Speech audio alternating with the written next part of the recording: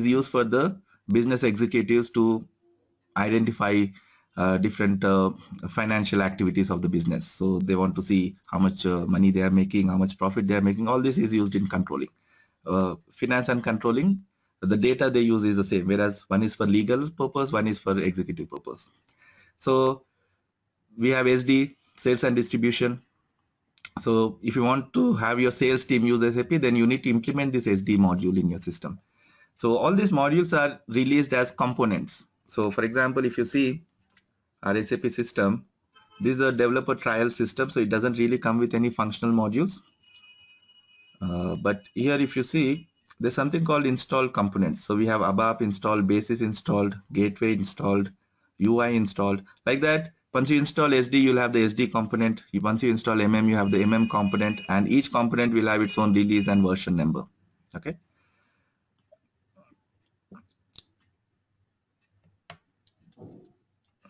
So like that, there are many functional modules.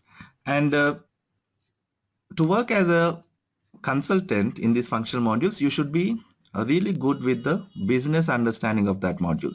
So if you want to understand work as an SD consultant, for example, then you need to understand the sales and distribution process completely, in and out, what exactly they do in that sales department, how you create orders, how they are related, how they are linked, and all this information you should know. So for each department, you can say there is a module in SAP that we call the functional modules. This is more related to the business. And then we have the technical modules. These are related to the system. For example, we have Basis, ABAP, BI, BW, XIPI, HANA. So like that, there are many technical modules. So for example, if your SAP system, you're not able to log into the SAP system, then there should be somebody who can help you with that. That's the Basis consultant. So you ask the Basis consultant saying that I'm trying to enter my user ID password, I'm getting this error.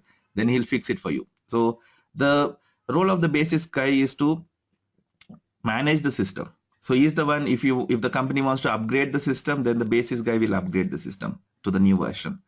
So maintaining the system. If the system is very slow, then you ask the Basis guy. He will fix it, right?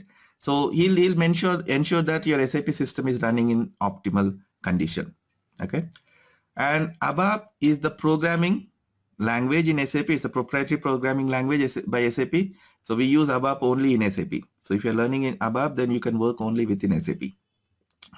Nobody else uses ABAP. It's proprietary SAP programming language. So we use ABAP to develop different applications in SAP. Okay, for example, if you want to create an application that will help the sales guy to capture the sales order, then you develop that application using ABAP. Okay, so ABAP is the programming language. Like if you want to develop a web application, for example, you can use Java or PHP. Similarly, any application you want to develop in SAP, the GUI based applications, then we have to use ABAP for that. So that's what you'll be learning in this course, how to use ABAP to develop various applications in SAP. Not only developing, we use ABAP. You need to know ABAP basically to even customize the existing applications or enhance the applications, because SAP also uses ABAP to develop all those applications. So any application that you see in SAP is developed using ABAP basically. And the BI BW is more of a analytical system wherein you can generate a lot of reports, you process huge data to get some information about what's happening with your business. So that's a BI BW, it's a separate system. So we have BI BW consultants. XIPI is a process integration. If you have more than one system in your landscape, be it SAP or non-SAP systems, then you can use XIPI as a middleware to integrate those systems. So you perform one activity in one system and this data has to be updated in the other system, then we use XIPI as the middleware between those systems. So it's not mandatory that a company will have this BI system or XIPI system, but if they have, then they need those consultants to handle things for them. And HANA is basically a platform. Many people think it's just a database, but no, it's a platform. So if you're using HANA, then you need HANA consultants to take care of certain things, so which I'll be talking about in a while. So those are the technical modules. So as an ABAP consultant, we'll be dealing with ABAP part, where our role will be to modify existing programs, enhance existing programs, or create new programs. Types of users. We can categorize users of the SAP system into 3 types. One is end users, functional consultants, and technical consultants. End users are the people who actually use the SAP system in a production environment. So these are the sales guys, accounting guys, HR managers, these HR executives. So these are the people who are actually using the SAP system to do their day-to-day activities in the organization. And they typically use it in the production environment. And whenever we develop any new application, the end user will actually raise the requirement saying that, okay, in our department, we are planning to do certain thing, and none of the SAP software is actually allowing us to do that. So we may need to develop a new application for that. Then once we develop this application, the end users will be responsible for testing the application to make sure it is actually meeting their requirement, because they are the people who are giving the requirement. So the role of end user is to basically use the SAP system in their day-to-day job.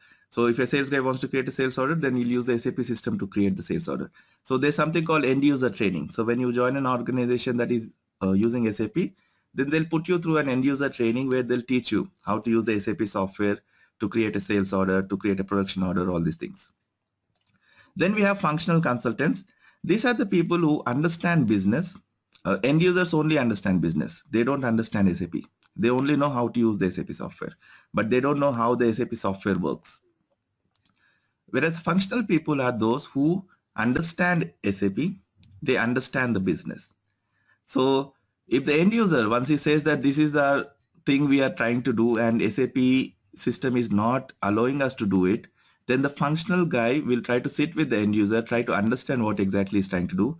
So since he understands the business, he'll understand what the end user is trying to explaining, and he tries to give them the solution. Okay, SAP provides certain thing which we can use for this business requirement, or SAP doesn't provide anything, so we have to develop something new. So that is a decision taken by the functional consultant, because he understands both business as well the SAP system. Then we have technical consultants. Those are the people who are responsible for, like a basis guy is responsible for maintaining the system. So he has nothing to do with the business basically. Whereas ABAPer is responsible for ensuring all the applications in SAP are working as per the business requirement. So if the end user says something is not meeting the requirement, then it's the ABAPer who has to make the changes to the application to make sure it meets the business requirement. So what happens is, once the end user raises a ticket saying that this is what we are trying to use the sales order application to do, perform something activity, it is giving us this error. Now the functional guy will take that ticket, look into the issue, and if he identifies that the error is due to some configurations, then he will go and fix it.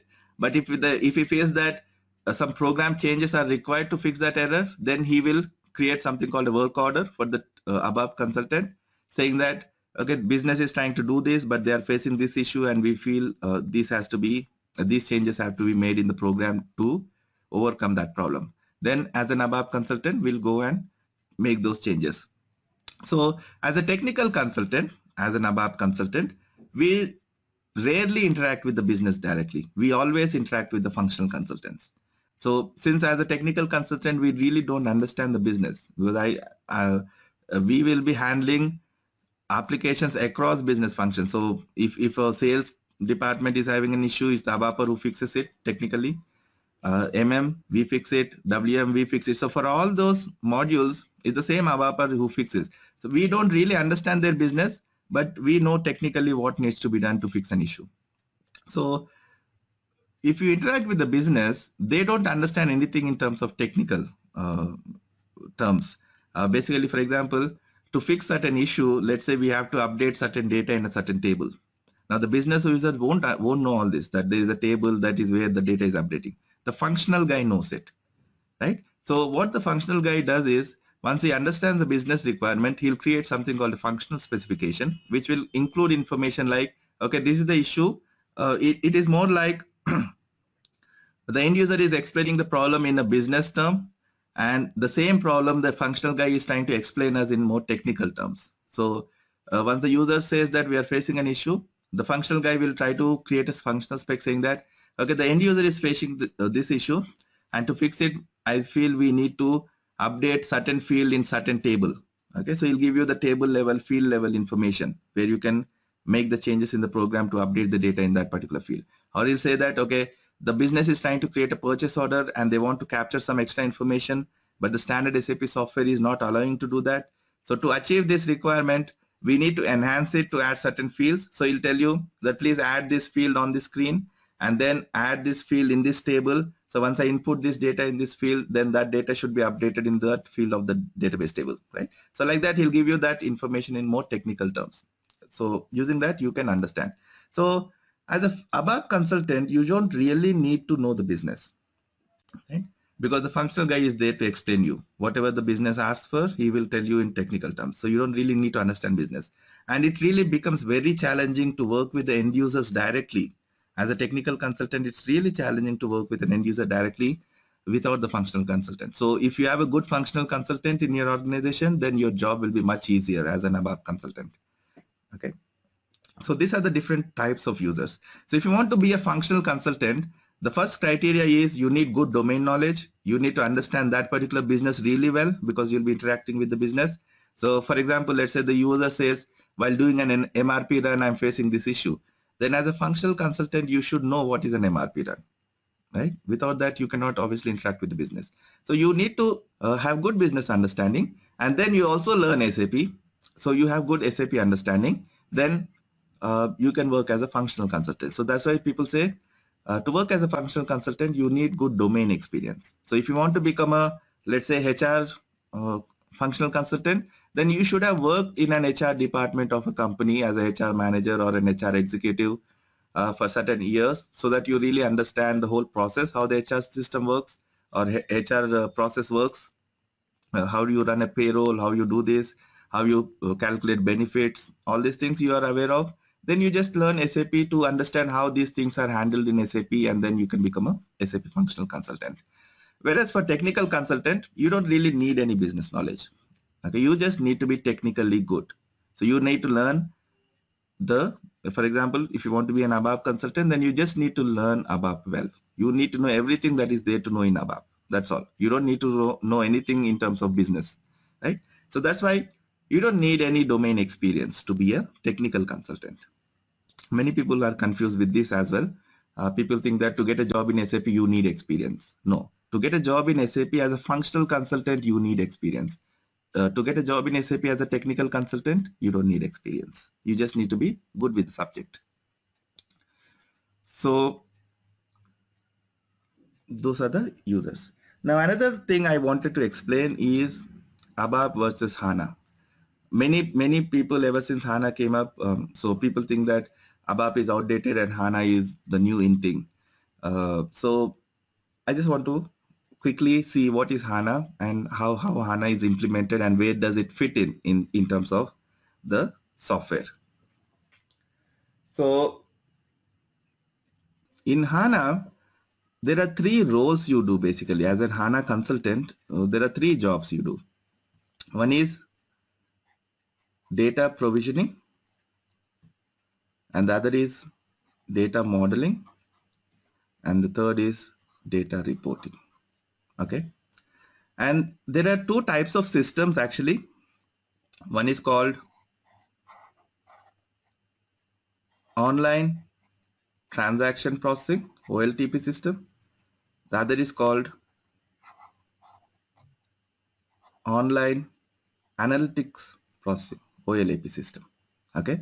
For example, the SAP ERP system, the SAP ERP Business Suite software which we discussed, that's an OLTP system. OLTP means you are basically using that system to write the data, to create transactions. So you're creating a sales order, so the data is getting updated in the system. So that's a transaction you're creating. OLAP means the BWBI system, where you have the data in the system already and you are reading that data to perform analytics. So you want to see who are the top 5 customers in this quarter, or how much revenue you have generated from this particular region. All that data is already there in the system and you are reading that data to perform these analytic operations. So that's your OLAP system. Now, this HANA can be implemented in two ways. One is side-by-side implementation.